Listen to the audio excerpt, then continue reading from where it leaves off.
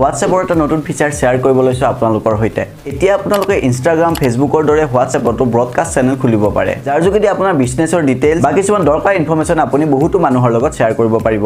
এই চেনেলত আপোনালোকে হোৱাটছএপ গ্ৰুপত যিমান মানুহ এড কৰে তাতকৈ বহুত বেছি মানুহ এড কৰি ল'ব পাৰিব। আৰু হোৱাটছএপ চেনেলত আপোনালোকৰ প্ৰাইভেট ইনফৰমেশ্যন যেনে ফোন নাম্বাৰ, ইমেইল এইবিলাক একো শ্ব' নকৰে। এই চেনেল কেনেকৈ খুলিব সেইটো মই কৈ আছো আপোনালোকক, কিন্তু তাৰ আগতে আপোনালোকে মোক ইনষ্টাগ্ৰামত ফ'ল' কৰিবলৈ নাপাহৰিব, কাৰণ এনেকুৱা বহুতো দৰকাৰী ইনফৰমেশ্যনৰ ভিডিঅ' মই আপোনালোকৰ বাবে আগবঢ়াই থাকোঁ। প্ৰথমতে আপোনালোকে প্লে ষ্ট'ৰৰ পৰা হোৱাটছএপটো আপডেট কৰি ল'ব।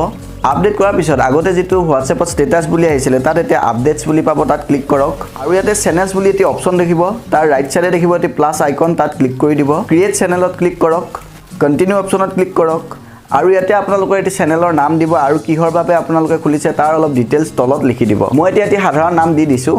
তাৰপিছত ক্ৰিয়েট চেনেলত ক্লিক কৰক আৰু এতিয়া আপোনালোকৰ চেনেলটো ক্ৰিয়েট হৈ যাব।